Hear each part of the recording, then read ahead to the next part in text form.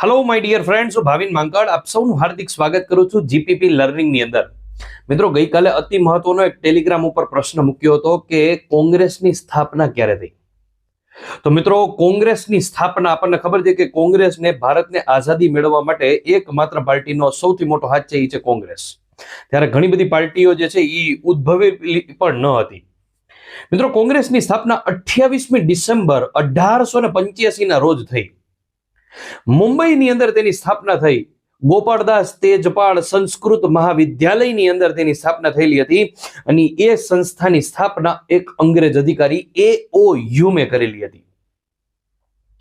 મિત્રો, મુંબઈની અંદર તેની સ્થાપના થઈ 1885 ની અંદર ને પેલા 3 અધિવેશન એના યાદ રાખવા અતિ મહત્વના છે. 1885, 1886, 1887. મુંબઈની અંદર થયું, કોલકાતાની અંદર થયું અને મદ્રાસની અંદર થયું. સાહેબ, મુંબઈની અંદર ત્યારે પેલું અધિવેશન ભરાણું હતું, એના અધ્યક્ષ હતા વ્યોમેશચંદ્ર બેનર્જી, WC બેનર્જી, વ્યોમેશચંદ્ર બેનર્જી. બીજું અધિવેશન જે ભરાણું કોલકાતાની અંદર, એની અંદર હતા દાદાભાઈ નવરોજી, એકમાત્ર ગુજરાતી, એકમાત્ર પારસી, સૌથી પહેલા પારસી. અને ત્રીજું અધિવેશન જે ભરાણું મિત્રો એ લખનૌની અંદર ભરાણું હતું 1885, 86 ને 87 ની અંદર, અને એની અંદર સૌથી પહેલા મુસ્લિમ વ્યક્તિ જે છે એ કોંગ્રેસના અધ્યક્ષ બનેલા હતા બદરુદ્દીન તૈયબજી. તો આ પણ યાદ રાખજો. એના સિવાય વંદે માતરમ ઈ પણ કોંગ્રેસના અધિવેશનમાં જ ગવાયેલું હતું. કઈ સાલમાં ગવાણું એ તમારા લોકોએ મને કમેન્ટ કરવાનું છે. સૌથી મહત્વની વસ્તુ, કોંગ્રેસના ભાગલા ક્યારે પડ્યા? તો કોંગ્રેસના ભાગલા પડ્યા 1906 ની અંદર. જહાલવાદ અને મવાલવાદ, ગરમદલ અને નરમદલ, લાલ બાલ પાલ અને અરવિંદ ઘોષ ગરમદલના નેતા. બાકીના બધા જે છે એ બધા નરમદલના નેતાઓ હતા.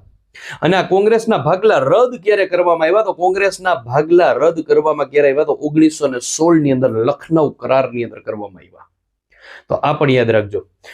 તો કોંગ્રેસ અતિ મહત્વનું છે. કોંગ્રેસના કેટલા અધિવેશન ભરાણા, કયા અધિવેશનમાં જનગણ મન ગવાણું, કયા અધિવેશનની અંદર વંદે માતરમ ગવાણું, કયા અધિવેશનની અંદર સ્વરાજ શબ્દનો ઉપયોગ થયો.